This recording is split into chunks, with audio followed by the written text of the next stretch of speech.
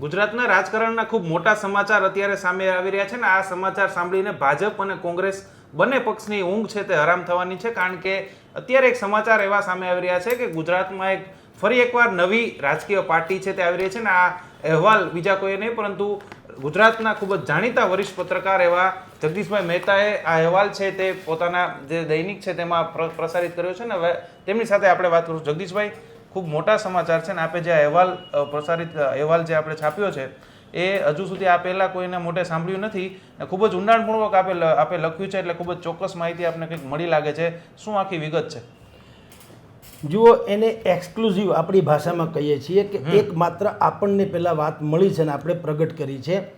હજી પણ હું આપણો જે ધર્મ છે પત્રકારિતાનો એ ધર્મની મર્યાદા પાળીને 2-3 દિવસ પછી આનો યોગ્ય ખુલાસો કરીશ, પરંતુ મને ટોટલી ગતિવિધિની ખબર છે. અમારા જે હવે ગુજરાતની રાજનીતિમાં એક થર્ડ ફોર્સ એ ઊભું થઈ રહ્યું છે. હવે આવું ભૂતકાળમાં અનેકો વખત થયું છે. ભાજપાથી માંડીને પીપીપી પાર્ટી ગોરધન ઝડફિયા સહિત બધા એ કરી ચૂક્યા છે.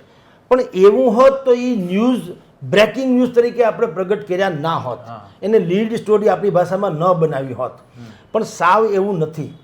આમાંથી શું છે, જેટલી ભૂતકાળમાં જેટલા પક્ષોની રચના થઈ અને એનું જે રીતે ધ્વંસ થયો, એ રીતે હાસ થયો, એટલે કે એનું સફળતા ન મળી, એમાં શું ખામી રહી ગઈ હતી એ ખામીને એક બધી દૂર કરી અને એક ન્યુટ્રલ વ્યવસ્થા થઈ રહી છે. અને એ પ્રજાને વત્સલ એટલે કે પ્રજાના કલ્યાણ માટે થઈને, કારણ કે એક પણ વ્યક્તિ આમાં એવો નથી એને આમાંથી કંઈ લઈ લેવું હોય. હવે શું સ્થિતિ નિર્માણ થઈ આપને કહું છું. સ્ટીલ ટુડે આપણે જાણીએ છીએ ગુજરાતમાં અત્યારે એન્ટી ઇન્કમ્બન્સી એટલે કે સરકાર વિરોધી વલણ એ તમે જુઓ છો. ભાગ્ય તમને ફેવરમાં, બાકી બધા વિરોધી જોવા મળશે. શું કોઈને સંતોષ નથી તે તમે સ્વયં ખુદ આગળ સર્વે કરવા જાઓ, અહીંથી શરૂ કરો ને ગમે તે માણસને કે અને તમે એને પૂછો તમારું નામ ઠામ કાંઈ નહીં, પણ મારે પૂછ્યું તમે અત્યારે વર્તમાન સરકારથી સંતુષ્ટ છો ખરા? તમે 70-100માંથી 80-90% ના આપશો. ઓપ્શન નથી એટલે ઓપ્શન પણ વિકલ્પ કંઈ છે નહીં એટલે બધા કહેશે ખરા કે હવે કંઈ છે નહીં તો શું કરીએ હવે એમ, એનો તો કોઈ વિકલ્પ તો છે નહીં. હવે એ જે ખાલીપો છે ભૂતકાળમાં અનેક લોકોએ કર્યું, પણ શું કર્યું તે તમને કહું. ભૂતકાળમાં આમાં આસમાન જમીનનો ફેર છે. ભૂતકાળમાં ભાજપમાંથી છૂટા પડેલા, ભાજપથી દાજેલા, ભાજપ માટે જ નવો પક્ષ રચે હતો કે આને પાડી દેવો એમ, એનું મિશન ક્લિયર હતું કે મારે ભાજપમાંને જે કોઈની અરે વાંધો પડે એને સત્યાનાશ કરી નાખો, તમને ને મને ઢાલ બનાવીને, પ્રજાને ઢાલ બનાવીને તમારે તમારું વેર લેવું હતું. દુઃખ તો તમને થયું હતું, ઝઘડો તમને થયો હતો, વાંધો તમને પડ્યો હતો, પ્રજા માટે નહીં તમારા માટે. એટલે બધા એટલા માટે નિષ્ફળ ગયા, કારણ કે પ્રજા સમજતી હતી કે ભાઈ તમારા પ્રોબ્લેમ માટે તેનો અમારો ઢાલ તરીકે ઉપયોગ કરવાનો શું મિનિંગ છે. અને માની લો કે કાલ સવારે અમે તમને ટેકો આપી પણ દઈએ તો તમે અમને રિટર્ન ગિફ્ટમાં શું આપવાના એ મને તમે કહો. તો એ કોઈ કંઈ કહી શક્યું નહીં. બધા જ જેટલા ભાજપાથી માંડીને જેટલી પાર્ટીઓ બની છે, નવી સ્વતંત્ર પક્ષથી માંડીને આજ સુધીની તમને કહું જેટલી પાર્ટીઓ બની એણે શું કર્યું, વર્તમાન શાસક સામે નીકળ્યું થૂક ઉડાડ્યું. આ બદમાશ જે ગઈકાલ સુધી તેના વેલા જેવા સંબંધો હતા, તમારા સંબંધ કચડ્યા એટલે તમે મીંડા એની ગાળાગાળી કરવા, આ બદમાશ છે કે આ ફરણાવ છો, અને એવા નિમ્ન કક્ષાના આક્ષેપ કર્યા કે એનાથી એ પોતિકા જે આક્ષેપ કરનારા છે આક્ષેપ એની ચરિત્ર પણ બધાને ખબર પડી ગઈ કે તમે આ હદે જઈએ કોઈ તો અમને ખબર નથી. આપણે બધા જાણીએ છીએ ધોતિયા કાંડ થયેલું, તમારો તો જન્મ નહીં હોય.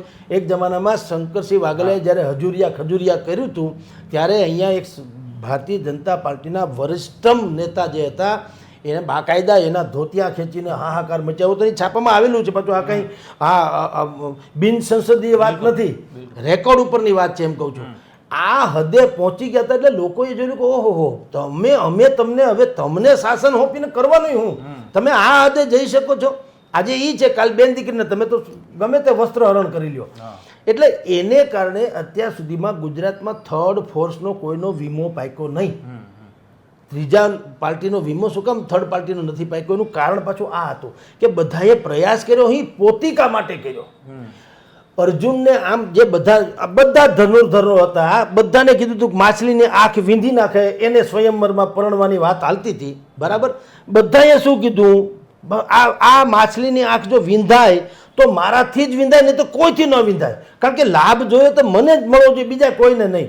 Arjun is the only man. અર્જુને શું કીધું કે ભાઈ આ મારે કાંઈ સાંભળવું નથી. ભગવાન કૃષ્ણને કીધું હું જાણું છું કે હું આમ ઊંધું મારું ને તોય તારી ઈચ્છા છે તો માછલીની આંખ વિંધાઈ જવાની, અને હું ગમે એવો ધનુર્ધર છું, દુનિયાભરનું નિશાન તાકીને પણ મારવાનો, પણ જો તારી ઈચ્છા નહીં હોય તો હું નિશાન ફેલ જવાનો. એટલે અબ સોંપ દિયા ઇસ જીવન કા સબ ભાર તુમ્હારે હાથોं में है, જીત તુમ્હારે હાથોं में है, હાર તુમ્હારે હાથોं में. એમ કર્યું, એને સોંપ્યું, પ્રજા ભગવાન ઉપર સોંપી દીધું, એટલે ભગવાન એનું કામ પાર પાડ્યું. એવી રીતે આ પક્ષમાં થવાનું છે. હવે જે નવો પક્ષ ગુજરાતમાં આવવાનું છે ને એ પ્રજા વત્સલ પક્ષ, પ્રજાની માટેનો, પ્રજા માટેનો. અને દાવો તો આવો બધા ભૂતકાળમાં કરેલો છે. ભારતીય જનતા પાર્ટી પર એમ નથી કહેતા કે અમે એન્ટી પ્રજા છીએ, એવું તો છે નહીં, એ જુદી ઘટના છે. પણ તમે હવે આમ તો મેં કીધું ને કેટલાક આપણા ધર્મના કારણે, પત્રકારિતાના ધર્મના કારણે આપણે વિશેષ ન કરીએ, કારણ કે જે હું ધારો કે કંઈ વિશેષ ઉજાગર કરું તો એની રણનીતિમાં અત્યારે ફેર પડે એમ છે. પણ આપને કહી દઉં એટલું, એક આખી માળખું ગોઠવાઈ ચૂક્યું છે. એક ઉદ્યોગપતિઓની હરોળ જે છે, જે પૈસા કોન્ટ્રીબ્યુટ એમાં કરવા માગે છે, આપવા માગે છે, એ તૈયાર છે, એને કોઈ રિબેટ જોતું નથી.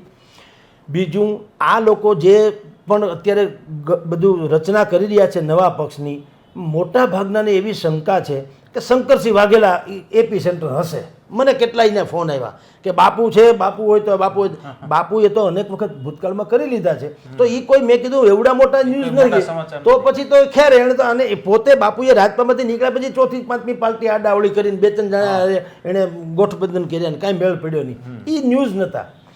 બાપુ હવે એમાં કેવળ ને કેવળ સારથી કે માર્ગદર્શક હોઈ શકે અંદરખાને, બુદ્ધિપૂર્વક. કારણ કે એણે પણ ધડો લીધો ને આમાંથી ક્યાં શું પ્રોબ્લેમ થયો તે.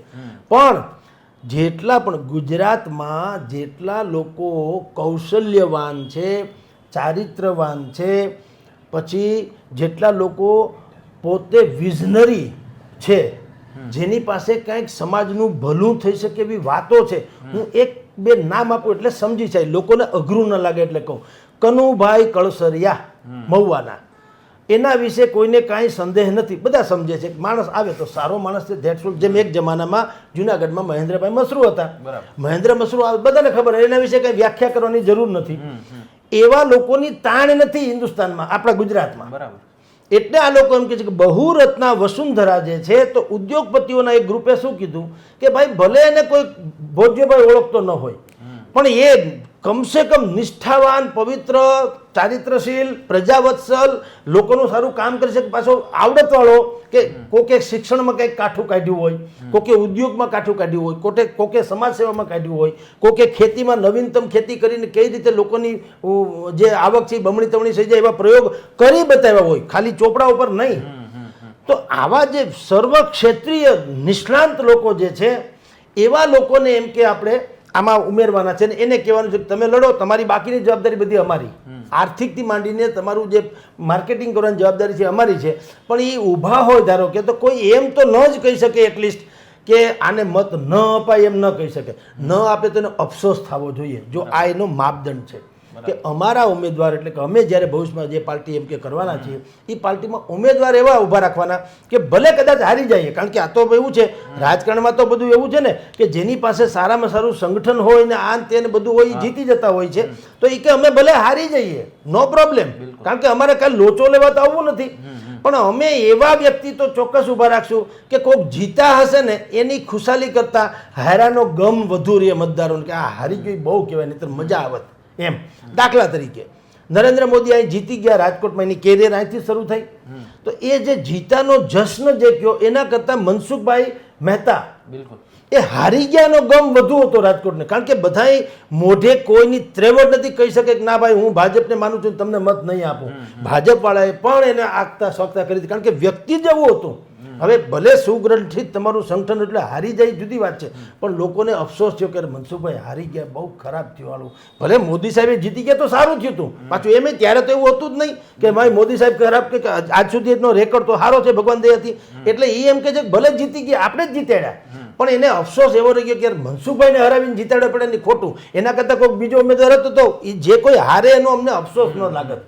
એટલે હું એમ કહું છું કે હવે જે થર્ડ ફોર્સ આવવાનો છે, એ થર્ડ ફોર્સમાં એવા લોકો આવવાના છે કે જેને તમારે હરાવતા તમને અફસોસ થાય. સાહેબ, રાજનીતિમાં એવા વ્યક્તિ આવે, જેમ તમે વાત કરી કે મોટા ઉદ્યોગપતિઓ છે, રૂપિયા ટકે કોઈ ઉપાધિ નથી, એવા લોકો ખરેખર રાજનીતિમાં આવે તો લોકોનું ભલું થઈ શકે, કારણ કે એને તો કાંઈ આમાં કાઢી લેવાનું નથી. અત્યારના જે રાજનેતાઓ હોય છે એનો મુખ્ય ઉદ્દેશ રાજનીતિમાં આવવાનો એ હોય છે કે આપણા કામ કરાવી લેશું, આપણે આમાંથી લોચા કાઢી લેશું અને પોતે રૂપિયાવાળા બની જતા હોય છે. પરંતુ જો આવા લોકો આવે તો ખરેખર પ્રજાનું ભલું થઈ શકે ખરું. જુઓ, શાહબુદ્દીનભાઈ રાઠોડ એક વાત હંમેશા કરે છે કે તમારે જો તમારા કુટુંબનો કોઈ પ્રસંગ હોય અને મોટું રસોડું રાખવાનું હોય ને તો એ રસોઈયો જે બનાવવાનો ને યાદી સૌથી પહેલાં એને જમાડી દેવો, હા એમ નહીંતર એ દોઠું કરશે. કારણ કે એ ભૂખ્યો થયો હોય એટલે કે નાના નાના 2 કિલો દાળે ન થાય, 2.5-3 કિલો જોઈએ. હું મૂળ પોતે ભૂખ્યો થયો હોય. એ જ પદ્ધતિથી આમાં કરવાના છે કે ભાઈ ધરાયેલા લોકો જે છે, જેને ભગવાનની દયા છે, નાખા માગ નથી, એ લોકો શું કામ તમારું કંઈ ખાઈ જાય. હું દાખલો એક આપું એટલે આપણા ઓડિયન્સને બી સમજાય. દાખલા તરીકે વાત છે, આવવાના છે નહીં બધું કહું. મુકેશ અંબાણી ફોર એક્ઝામ્પલ, મુકેશભાઈ અંબાણી પોતે, હવે એ ધારો કે આમાં ન કરે, નારાયણને ઉતરે મેદાનમાં, તો તમને મને ગળા સુધીની ખાતરી છે ને કે એ રૂપિયાની તો માં જ મરી ગઈ, ખાવાની પાવલી તો પતી, એનો ક્યાંક ભગવાનની દયા છે, એ તો સમજી શકાય એવી વાત છે ને. મહાત્મા ગાંધીના ઓશિકા હેઠળ હું ઘણી વખત કહું છું કે એના ઓશિકા હેઠળથી દારૂની બાટલી નીકળે તો એ લોકો શું કે આ ગુસ્તાખી કોને કરી, અહીંયા કોને મૂક્યું, કોઈ એમના મને બાપુ આ રવાડા કેદી ચડ્યા, એવું બને જ નહીં. બાપુની સ્વયં શાખ જ એવી છે કે દુનિયાનો કોઈ પણ માણસ કહેતો માનવા તૈયાર નથી. એ એની જે ક્રેડિટ છે, હું એવી વાત કરું છું કે એવા લોકોને મૂકવામાં આવશે કે લોકોને સમજે કે આ વ્યક્તિએ કાંઈ લઈ લેવાનું થતું નથી. તમે એને હરાવો એ જુદી ઘટના છે, ઠીક છે, હારી જાય તો હારી જાય, ક્યાં ફરક પડતા હે. પણ એ જીતી જાય તો આ બધા જેવો બોગસ નીકળશે અથવા તો મોટા ભાગના જેવો બોગસ નીકળશે એવું તો નહીં. આજની તારીખે પણ મહેન્દ્ર મશરૂ ક્યાં ધારાસભ્ય હવે તો છે નહીં, કનુભાઈ કળસરિયા ધારાસભ્ય અત્યારે તો છે નહીં. પણ તમે વિચાર કરો, લોકો એના નામની કસમો ખાઈ શકે છે ને, તો છે તો છે. તો એવા લોકો જે છે અને એને સમાજનું ભલું કરવું છે. અત્યારનો પક્ષ છે આખે આખો ખરાબ ભલે નથી, પણ કેટલોક સડો એમાં એવો આવી ગયો, ભારતીય જનતા પાર્ટીને the party with the different, બીજા કરતાં જુદા પ્રકારની પાર્ટી તરીકે એનો પ્રાદુર્ભાવ થયો હતો, એનો જન્મ એવી રીતે થયો હતો કે આ બધી તમે જે પક્ષો અજમાવી લીધા, જ્ઞાતિવાદ, આર્થિક બધા કાળા કૌભાંડ ઇધર ઉધર બધું, પણ અમે એક એવી પાર્ટીની રચના કરશું જે ભારતીય જનતા પાર્ટીએ કીધેલું કે જે ભારતીય જનતાને અનુરૂપ પાર્ટી હશે. એટલે જ તો લોકોએ ઓળગોળ થઈને એટલા વર્ષ પછી ટીપીને એને સત્તા સોંપેલી. પણ હવે કાળાંતરે એમાં પણ બધો જે સડો પેસી ગયો છે એટલે લોકો માને છે કે ખરા અર્થમાં કોઈ સેવક હોઈ શકે ખરો. અને દરેક વસ્તુ ડિબેટિયન્સથી માંડીને જે વિશ્લેષકો હોય છે, મોટિવેશનલ સ્પીકર્સ હોય છે, સારા લોકો હોય છે, તમે જુઓ પોતપોતાના વિડીયો રજૂ કરીને કહે છે કે ભાઈ આમ કરવું જોઈએ, સરકારે આમ કરવું જોઈએ, સરકારે તેમ કરવું જોઈએ. બધા હવે તો ઓપન ફોર ઓલ યુનિવર્સિટી છે, બધા બધું કહે છે.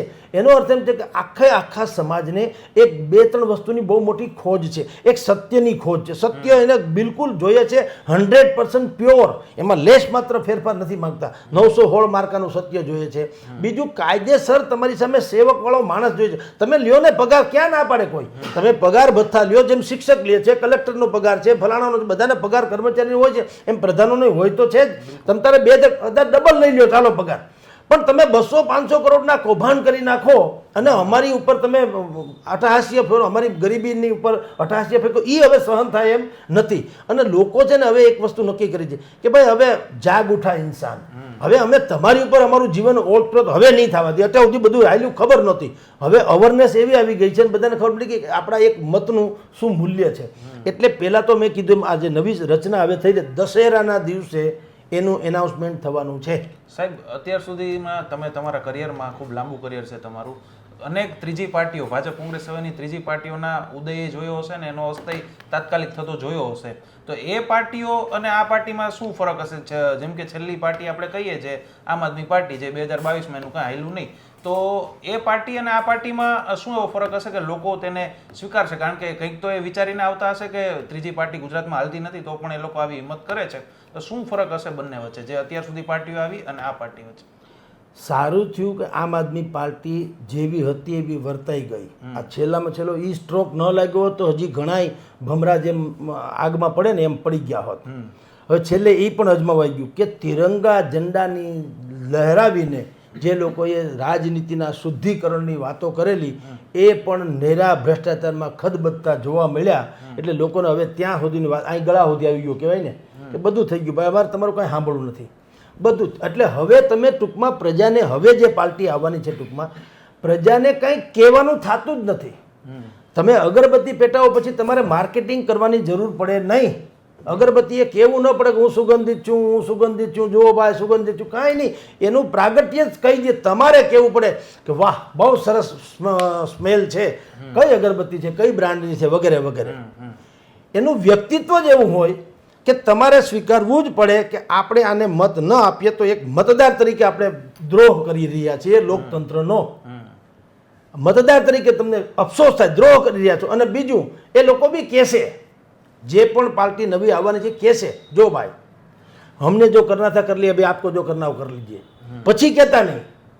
પછી છતાંય તમારે જ્ઞાતિવાદ, જાતિવાદ, પ્રાંતવાદ, ફલાણાવાદ એમ કરીને જો તમારા જ માણસોને જીતાડવા હોય તો ભગવાન તમને સુખી રાખે, જીતાડો, મજા કરો. પણ હવે પછી તમને ક્યારે નાગરિકોને અમને અન્યાય થાય છે ને અમારી ન્યાય યાત્રા કાઢો ને હે ભગવાન અમને ફલાણું અમારું આવેદનપત્રને છોડો યાર. તમારે જે તમારા હાથમાં તક આવે છે તમારે ઝીલવી નથી, તકને વેડફી દેવી છે.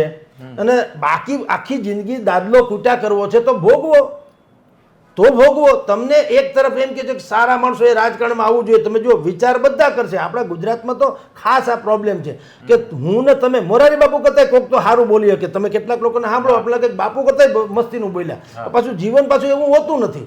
એટલે આપણે બધા કાં તો કલાકાર થઈ ગયા. એમ આ જે મતદારો જે છે, મતદારોને સુવિધા બધી જોઈએ છે. નથી ટેક્સે આપવો, નથી હારા માણસને સહકારે આપવો. તમે જો મત આપતી વખતે તમે કડવા, તમે લેવા, તમે તળપદા, તમે સુવાળિયા, તમે બ્રાહ્મણ, તમે લોહાર, તમે ઓબીસી, તમે માઇનોરિટી, તમે ફરાણું, હિન્દુ, મુસ્લિમ, ખ્રિસ્ત, ઈસાઈ, લા ભલામણા ચૂંટણી ભારતની છે કે હિન્દુ મુસ્લિમની છે? ચૂંટણી ભારતની છે, રાજ્યની છે. તો રાજ્યની સુખાકારી હોય એમાં તમારું સુખાકારી થઈ શકે એટલા માટે એ લોકો કહેતા હોય છે કે ભાઈ જો અમે તમને આ મતદાર આ વ્યક્તિ ઊભા રાખ્યા. હવે વ્યક્તિ એવા જ હશે, મેં તમને કીધું ને એમ, એના ઊભવા માત્રથી તમારે કોઈ બોલવાનું આવતું નથી કે આ માણસ ખોટા છે. દાખલા તરીકે સુધા મૂર્તિજી, હું તો દાખલો જ આપું છું, આ તો કંઈ અહીંયા રાષ્ટ્રીય કક્ષા નથી, આ પેલા અહીંયા થવાનું પ્રાદેશિક. પણ સુધા મૂર્તિ, નારાયણ મૂર્તિ જે ઇન્ફોસિસના વડા છે, નારાયણ મૂર્તિ, એના પત્ની શ્રી રાજ્યસભાના સદસ્ય છે અને આપણે જાણીએ છીએ આઇકોનિક છે, આદર્શ વ્યક્તિત્વ છે, બરાબર. એને ઊભા રાખ્યા હોય તમારે શું કામ મત ન આપવો જોઈએ? મત તમે ન આપો, તમને અધિકાર ખરો કોઈ તમારી સમસ્યા રજૂ કરવાનો? કારણ કે અમે તમને અત્યાર સુધી શું હતું, તમે જેમ કીધું ને પહેલાના પક્ષો, મેં તમને પહેલાં કીધું પહેલા લોકોએ પક્ષ તો કર્યા પણ પોતિકા માટે કર્યા. એને વાંધો પડ્યો એટલે પડ્યા, પ્રજાનું તો નામ હતું. હવે જે લોકો આમાં આવી રહ્યા છે, રાધર આવવાના છે, અત્યારે ચાલે જ છે મિટિંગો, એટલે કહું છું એ લોકો કોણ છે? એને આની યારે કોઈ વાંધો છે એટલે નથી આવતા, કોઈની યારે કંઈ વાંધો નથી. એને એમ છે કે ભાઈ આપણા દેશ રાજ્યમાં કાંઈ ખામી નથી, આટલા ટેલેન્ટેડ યુવાનો છે, આટલી પ્રાકૃતિક સંપદા છે, આટલું બધું અવેરનેસ છે, દુનિયાભરની વ્યવસ્થા છે.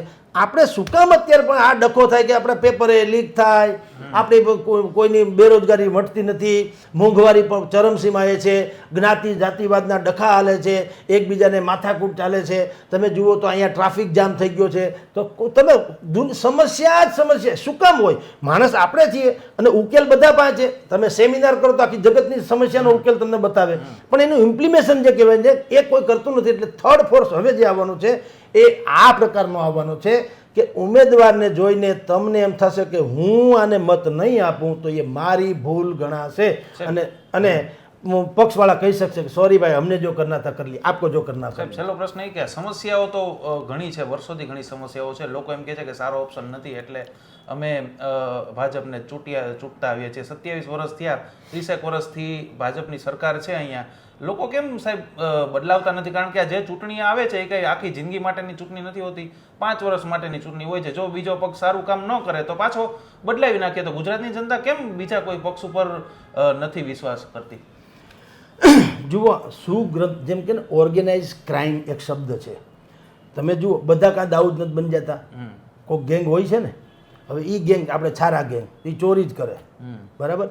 એમ સુગ્રંથિત જેમ કે ને ઓર્ગેનાઇઝ ક્રાઇમ છે, એમ આપણું પોલિટિક્સ જે છે એ પણ ઓર્ગેનાઇઝ થઈ ગયું. સુગ્રંથિત આપણું ક્યાંય સંગઠન, જેમ હમણાં ડૉક્ટરોએ હડતાલ પાડી, દર્દી શું કરે મને કહો? કારણ કે દર્દીનું સંગઠન તો છે નહીં, ડૉક્ટરનું સંગઠન છે. એવી રીતે અત્યાર સુધી આવું જ બનતું આવ્યું કે તમારા ને મારા નામે, એટલે કે મતદારોના નામે, પ્રદેશના નામે, જાતિવાદના નામે જેણે પણ પક્ષ રચ્યો એણે પછી બધા અત્યારે છે ને આપણે કહીએ ને આ એના તો fix committed waters. Committed waters એટલે શું? લાભાર્થી બુદ્ધિપૂર્વકના એક ગામમાં એક સરપંચ હોય ને, સરપંચ પાછા 50 જણા ઉપર હાથ રાખીને બેઠો હોય, 50 ને કાં તો પૈસા આપ્યો હોય ને કાં નાના મોટા કોઈ કામ કર્યા હોય. હવે એ 50 એમ થાય કે આ સરપંચ આ ભાઈ હોય તો જ મારા કામ થાય એમ છે, છગનભાઈ આવે તો મારા કામ થાય એમ નથી. એટલે એને કમિટેડ, તમે જુઓ લાભાર્થી કહું છું, એ દેશ માટે કે રાજ્ય માટે નહીં, પોતાના માટેની વાતો છે. હવે આ બધાએ બધું અજમાવી લીધું છે. જેણે લાભ લેવો બધાએ જોઈ લીધું. ગરીબી હટાવો ઇન્દિરા ગાંધી પણ કહેતા અને નરેન્દ્ર મોદી પણ કહે છે. ગરીબી તો એમનેમ છે, કાંઈ હટવાનો તો પ્રશ્ન પેદા નથી થતો. એવી રીતે ફૂલ ગુલાબી બજેટ ડૉક્ટર મનમોહન સિંઘે 5 વર્ષ શાસન કર્યું, એના બજેટ ફૂલ ગુલાબી જ હતા. અત્યારે નિર્મલા સીતારામન ફૂલ ગુલાબી જ કહે છે. રીંગણાનો ભાવે ઘેટો પાવલો ક્યાંય મેળ પડ્યો, હાબુની તમે કાંઈ કોઈ આ પ્રજા એમને બેઠી છે ને હજી એનો છે બધું કાંઈ મેળ પડતો નથી. હવે લોકો આનાથી ત્રાહિમામ પોકારી ગયા છે, અહીંયા સુધી આવી ગયા છે. લોકો એમ કહે છે કે મને અહેસાસ થવો જોઈએ. અને એવી વાત કરીને તમે જેમ કે કેજરીવાલની પાર્ટી પણ આવી હતી, બીજા બધાએ તો અલગ અલગ ઝંડા ફરકાવ્યા, એમાં તો ઠીક કંઈ વેલ્યુ નથી. પણ આણે તો તિરંગો ઝંડો જે છે એને આમ જુઓ તો મેઇન બનાવ્યો હતો. એને જે આંદોલનની આવ્યા હતા, આંદોલન અન્ના હજારે સાથે તિરંગા ઝંડા ફરકાવતા હતા. અને આપણને લાગતું હતું કે આ તો બાકાયદા કોમન મહેનત છે, આમ આદમી પાર્ટી જ છે, એટલે આમ આદમી જ છે, તો એમાં જરાય ખોટું નહીં. પછી આપણે જાણીએ છીએ કે એણે જે સત્યાનાશ વહેરો અત્યારે, ભલે દુનિયા ગમે એમ કહે, પણ હાવ કાંઈ ધુવાડો નીકળતો તો કાંઈક હળી ગયું હોય નક્કી હોય. ભલે નાના કેસમાં મોટામાં ગાંધી જુદી વાત છે, પણ હાવ એમને તો હોય જે છે એ કોર્ટે કર્યું છે. પોલીસને તમે પકડાવી શકો ગેરકાનૂની રીતે, ધારો કે દાજ રાખીને, પણ અદાલત તો કંઈ છે નહીં, અદાલત તો ન્યુટ્રલ છે જ. એટલે આ બધું હવે લોકોએ એ પણ ટૂંકમાં જોઈ લીધું કે આદર્શના નામે જે લોકોએ ખેલ પાડ્યો તો એણે પણ આવો આપણને હાદસો આપ્યો છે, વિશ્વાસઘાત કર્યો છે. એટલે હવે શું કરશે? હવે તમારા અજાણ્યા ઉપર કોઈ ભરોસો નહીં કરે. હવે પછી અને કાલ આ 3 શબ્દો ઉપર ભરોસો કોઈ કરવાનો નથી. તમે જો તમને કહો ને કે હું સાહેબ તમને ડિમાન્ડ ડ્રાફ્ટ મોકલું તોય સોરી, રોકડા કર ભાઈ, મારે કાંઈ સાંભળવું નથી. ચેક નહીં તો માં જ મરી ગઈ. તમે મને ચેક આપો તો સમજો ના ભાઈ ના, મારે કાંઈ સાંભળવું, વખત છે રિટર્ન થાય તો ભરોસો નામની કોઈ ચીજ નથી રહી. એટલે હવે જે પક્ષ ઊભો થઈ રહ્યો છે એ પણ બધું મેં કીધું એમાં સમૂહ સૂત્રું પાર ઉતરે તો. કારણ કે કેટલીક આદર્શ વાતો અમારા જેવા લોકોને પૂછ્યું ખરું, પણ અમે એને કીધું ખરું આ બધી વાતો છે એ આદર્શની જ વાતો છે. તમારે જો લાકડે માકડું ફિટ કરવાનું હોય પાછું એ નહીં સત્યનાશ થશે. તો કે ના સાહેબ અમે આ વખતે અમે પછી મિટિંગ વગેરે થશે વગેરે. પણ વ્યક્તિ એવા ઊભા રાખવાના છે કે ઊભા રાખ્યા પછી તમે એનું કાંઈ કરતાં કાંઈ કાળું ધોળું જેને કહી શકાય અથવા તો બદ ઇરાદો કહી શકાય એવું તમે શોધી શકશો નહીં. તમને એમ લાગે કે ભાઈ, અને પછી પક્ષ કહેશે જ ખરા કે આને અમે તક આપી કહેવાય, પછી કહેતા નહીં. અને માની લ્યો કે અમે હારી જશું તો જેવા તમારા ભાઈ, બાકી અમારે તો ભગવાન દયા છે, ખાધે પીધે સુખી માણસો છે, 2-2, 5-5, 10-10 હજાર કરોડના લોકો હોય માલિકો, એને શું ફેર પડે? હારી ગયા તો ક્યાં ફરક પડતા હોય? પણ મુશ્કેલી પછી તમે કાલે વારે કહેતા નહીં કોઈ રાજકારણમાં સારો માણસ આવતો નથી, કોઈને સેવા કરવી નથી, બધાને ભ્રષ્ટાચાર કરો, એવા રોદણા રોયે તમારું ભવિષ્ય ઉજ્જવળ નહીં થાય. તમને તક મળી છે વખત અજમાવી લ્યો. અને બીજું આમાંય ક્યાં આજીવન છે? ધારો કે અમે કાલ બદમાશ નીકળીએ, ધારો કે, તો તમે આમાંય ફેરવી તો હકો છો ને. તમે બાંગ્લાદેશમાં શું થયું? ત્યાં ક્યાં ચૂંટણી થઈ? હમણાં ચૂંટણી થઈ હતી, બેન જીતા હતા ખતરનાક રીતે, શેખ હસીના. ભલે જે સાચું ખોટું રામ જાણે પણ કાઢી મૂક્યા ને. પ્રજાથી મોટો તો કોઈ હોઈ શકે નહીં. એટલે આ લોકો બધું ક્લિયર કહેવાના છે કે અમે જો આટલા લોકો છીએ અને આ ગામમાંથી આ ભાઈ ઉભા રહેવાના, આ ગામમાંથી આ ભાઈ ઉભા રહેવાના છે. તમને એમ લાગે છે કે મારી કંઈ પસંદગી ખોટી છે તો હજી બદલાવાની છૂટ છે. બધા ફ્લેક્સિબલ, કોઈ પણ જડતા નહીં. પણ સવાલ એટલો છે કે અમારા મન મસ્તિષ્કમાં એમ છે કે ઈશ્વરે આપણને આપવામાં કાંઈ ખામી નથી. જેમ કે વરસાદે આપણને 40-45 ઇંચ પાણી પડે છે, હવે આપણે દડી જાય દરિયામાં હોઈ જાય તો એમાં આપણો વાંક છે ને, એમાં ઈશ્વરને કોસો એમ ક્યાંથી હાલે? એમ તમને સારા માણસો અમે ઊભા રાખીએ છીએ. તમારે મત દેવો હોય તો દો, બાકી તમારે જ્ઞાતિ જાતિવાદ કરીને તમારા ચૂંટવા હોય તો કાંઈ વાંધો નહીં સાહેબ. અમે એક વસ્તુ કઈ ડિક્લેર કરશું જે તે સમયે. માની લો કે હારી જાય કોઈ પણ નવો પક્ષ જે આવવાનો છે, માની લો કે હારી જાય 2 ઘડી, તો એ કે અમે તો રાજપત્રની જેમ છાપામાં છપાવશું કે કોઈ આજ પછી એવું ન કે એક તો સારા માણસો નથી આવતા, એક વાત. બીજું, આ જગતમાં નિરાશા સિવાય કાંઈ નથી. ત્રીજું, સુગ્રંથિત જે કાંઈ છે એ લોકોનું જીવન બધું આગળ વધી જાય છે, જીતી તો એ જ જાય છે એવા બધા. અને અમારા સમાજને બેરોજગારી ઘટતી નથી, મોંઘવારી ઘટતી નથી. એ બધું તમારે રોજના તો રોયા કરજો. અમે તમને જો આ 184નું લિસ્ટ આપ્યું, આમાં એકેયમાં દાગ હોય તો અમે કાલને કાલ બદલાવી નાખીએ. પણ બહેતરીનમાં બહેતરીન પ્રયોગ અમે કરવા માગીએ છીએ. અને એ બધા એવા છે, કોઈ એમ નથી કહેતું કે મને તમે મંત્રી બનાવો, મને તમે સંત્રી બનાવો, મને ફલાણું બનાવો. ભલે આમ આદમી પાર્ટી આમ ભલે ગમે એમ હોય, કાળા ધોળામાં ગઈ છે, પણ તમે જુઓ અડધી પરધી જેલમાં છે, અડધા બહાર છે, તોય તમે જુઓ ક્યારેય હુંસા તુસી સાંભળી? કોઈએ કીધું કે હવે મને ચીફ મિનિસ્ટર બનાવી દો, નાને પાડી દો. આપણે ચંપાઈ સોરેનનું સાંભળ્યું, સોરેનનું હેમંત સોરેન જેલમાં ગયા નથી આવ્યા ને 2 ઘડી એને કીધું ભાઈ તું પોરો ખા ને તું બની જા, તો હવે એને ગલગલિયા થઈ, હવે હેઠે ઉતરે ગમતું નથી, નવી પાર્ટી રચીને સત્યના સામે બગાવત થઈ, આમાં થઈ નથી થઈ. એટલે થોડુંક એમાં અર્ક હતું. અન્ના હજારેનું કહો કે મૂળ તત્વ હતું એ ટકી ગયું કે એકબીજા હજી કોઈ એટલે સુધી નથી પહોંચ્યા. કોઈએ કેજરીવાલની ટીકા કરી કે આ તો ખરેખર આવો નીકળ્યા આમ કે તેમ, બધું અત્યારે કમસે કમ હાલે છે. પણ એનું બાકીનું કૌભાંડ જે જોયું નથી, લોકોએ હાદસો અનુભવ્યો, એમાંથી પણ આ લોકો ધડો લેવાના છે. જે નવી પાર્ટી છે ને એ બાકીના તમામ જગ્યાએથી આમ આદમી સુધી જે કાંઈ ઘટનાક્રમ બન્યા એમાંથી ધડો લઈ અને નિર્મળ બાકાયદા તમને માણસ ઊભા રાખે. તમારે સ્વયં એટલું તો સ્વીકારવું પડે કે હવે અમારા દુર્ભાગ્ય હશે તો હારશે. That's all. ટૂંકમાં સાહેબ, જે આ પાર્ટી આવી રહી છે, ગુજરાતનો ઇતિહાસ એ છે કે ત્રીજી પાર્ટીને કોઈ સ્વીકારી નથી, પરંતુ આ ઇતિહાસ છે તે બદલી ન શકે એવું પણ નથી. આ ઇતિહાસ બદલી પણ શકે અને કોઈ પણ રેકોર્ડ હોય છે એ સાહેબ તૂટવા માટે જ હોય છે. જુઓ, દુનિયામાં વર્ષો પહેલાં કોઈને ખબર હતી કે મોબાઈલ નામની કોઈ ચીજ આવશે?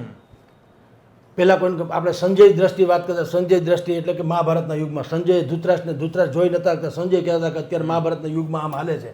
તો ત્યારે કોઈ માનતા નહીં કે આવું કંઈ હોય, કાલ્પનિક હોય. એ કઈ રીતે કહીએ કે મહાભારતના યુદ્ધમાં શું ચાલે છે? અત્યારે આ છે કે નહીં ટીવી, અમેરિકાથી માંડી દુનિયાભરમાં શું થાય છે આપણે જોઈ શકીએ ને, આપણે બેડરૂમમાં જોઈને. સંભવ છે કે નહીં? તો છે. એમ અત્યાર સુધી નિષ્ફળ ગયું તો ગયું જ છે. ઓકે, કોઈ ફરક નહીં, અલબત્તા છે, બધું સત્યાનાશ થયું જ છે. પણ હવે અમે જે પ્રયોગ કરવા જઈએ છીએ, એમ કે એટલે અમે ઇન ધ સેન્સ આ લોકો જે હવે નવું કરી રહ્યા છે તેની વાત કરું છું. એ લોકો જે પ્રયોગ કરવા જઈ રહ્યા છે એ આ બધી જ માંથી જેમ ફટકડી પાણીમાં નાખો અને પાણીનો કચરો નીચે બેસી જાય, નિર્મળ પાણી ઉપર રહે, એવી રીતના બધો જ કચરાને નીચે નાખી અને એ કહેશે કે ભાઈ આને તમે પરિશુદ્ધ પાણી કહો છો કે કેમ? હવે છતાંય તમારે જો અમને મદદ, એટલે કે તમારે જો ન કરવું હોય તો મેં કીધું આ જે લોકો આનું આયોજન કરી રહ્યા છે એને કાંઈ પડી નથી ભાઈ, એને આમાંથી લઈ લેવાનો પ્રશ્ન જ બધા નથી થતો. એ કહે છે કે તમે ટ્રસ્ટીશીપથી જે રીતે સરકાર ચલાવવાની હોય છે અમે એ રીતે અમારા પગારથી ચલાવીશું. અમારે કાંઈ તમારું સાંભળવું નથી, કોઈના કાળા ધોળાને કોન્ટ્રાક્ટ કીધું તો ખુશ નહીં ભાઈ સાહેબ. એ શું કામ હોવું જોઈએ? બધું ટ્રાન્સપરન્ટ, ઓનલાઈનથી માંડીને બધું સીસીટીવી કેમેરા જેવું. અમારે અહીંયા ખાનગી મિટિંગને આ તેને કાંઈ નહીં પકડાય ને એવું કંઈ થાય તો ઓન ધ સ્પોટ અમે અમારી જાતને પણ વિડ્રો કરીને કહેશું સોરી અમે જ બહુ સારી પરિકલ્પના સાથે આવવા માગતા હતા પણ અમારામાં એમ કે આ સડો આવ્યો, સોરી તમે વિડ્રો કરી લઈએ. પણ આ પહેલો ને છેલ્લો મેં કીધું એમ આમાં પાછું એ બહુ મહત્ત્વની વાત છે. એ લોકોએ પણ કીધું કે આ સાહેબ તમે જે કહો પણ આ બધું જે છે ને અમે આ પહેલો નહીં, આ પહેલો ને છેલ્લો પ્રયોગ છે જિંદગીમાં. કે કાં તો પછી ઘણી વખત છે ને ફિલ્મમાં દર્શકો નિષ્ફળ જતા હોય છે. ફિલ્મ રાજ કપૂરનું ફિલ્મ જોકર આવ્યું હતું ને, જ્યારે આવ્યું ને ત્યારે નિષ્ફળ ગયું, પછી સમજાણું ત્યારે સફળ ગયું. એક ભાઈને ઝાપટ મારી. મેં કીધું શું થયું ભાઈ? 6 મહિના પહેલાં એણે મને ભૂંડ કીધેલો. ભાઈ 6 મહિનામાં હવે તારે વેર ક્યાં વાળવાની જરૂર હતી? કે મેં આ જોયું ભૂંડ કેવું હોય.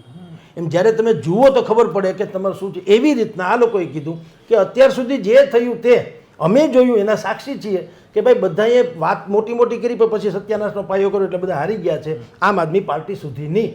હવે એ બધાયમાંથી અર્ક કાઢવાનો છે, રસ કાઢીને અમે 182 એવા ઉમેદવાર દાણિકા જેવા જેને આપણે કહીએ ને એને ઊભા રાખ્યો. એક ઉમેદવારનું નામ જ આવશે તો તમારે એમાં કહેવું તો પડશે કે કમસે કમ માણસ તો સારો છે. પછી હારી જાય તો કે ભલે હારી જાય, ક્યાં ફરક પડતા? અમારે લઈ જ નથી લેવું તો પછી પ્રશ્ન ક્યાં છે? અમે ભીખ નહીં માગીએ, મત નહીં. અમે તમને તક આપશું, મત નહીં. તમે અમને મત આપો નહીં, અમે તમને તક આપીએ છીએ. જો પછી કહેતા નહીં કે આવું ન થયું. અને એ પણ પાછા એક હારા એટલે રૂપાળા નહીં, હારા એટલે બૌદ્ધિક સ્તરથી સારા, વિઝનરી. રાજ્યમાં શું થઈ શકે, કૃષિનો નિષ્ણાત હોય એ જ ખેતીનો પ્રધાન બની શકે, એમ હું કહું છું. સાહેબ, અંતિમ સવાલ ટૂંકમાં જવાબ માંગીશું. આ પાર્ટી છે ક્યાર સુધીમાં આ પાર્ટીની જાહેરાત થઈ શકશે અને કે એનો મુખ્ય ઉદ્દેશ કઈ ચૂંટણી રહેશે? 2027ની ચૂંટણીનો મુખ્ય ઉદ્દેશ છે અને દશેરાએ એની જાહેરાત થવાની છે. બિલકુલ, ખૂબ મોટા સમાચાર છે ને ખૂબ મોટો અહેવાલ છે તે જગદીશભાઈ મહેતાએ છે તે જણાવ્યો છે. ને હવે જોવાનું રહેશે કે આ પાર્ટીનું નામ શું રહેશે. આ પાર્ટી દશેરા સુધીમાં આવશે તેમ જગદીશભાઈ જણાવ્યું. ને આ પાર્ટી છે જેમ ઇતિહાસ જે ગુજરાતનો રહ્યો છે કે કોઈ ત્રીજી પાર્ટીને ગુજરાતની જનતા છે સ્વીકારતી નથી, પરંતુ આ પાર્ટી છે એમાંથી જ શીખ લઈને આવવાની છે. ને આ પાર્ટીના જે લોકો હશે તેમને રાજનૈતિક રીતે કોઈ મહત્વાકાંક્ષા નહીં હોય તે પ્રકારના લોકો છે તેમાં આવવાના છે. એટલે જોવાનું રહેશે કે હવે ગુજરાતની જનતા છે આ ત્રીજી પાર્ટી જે આવે છે તેને સ્વીકારે છે કે કેમ તે જોવું મહત્વનું રહેશે. રોનક મજીઠિયા, ગુજરાત તક, રાજકોટ.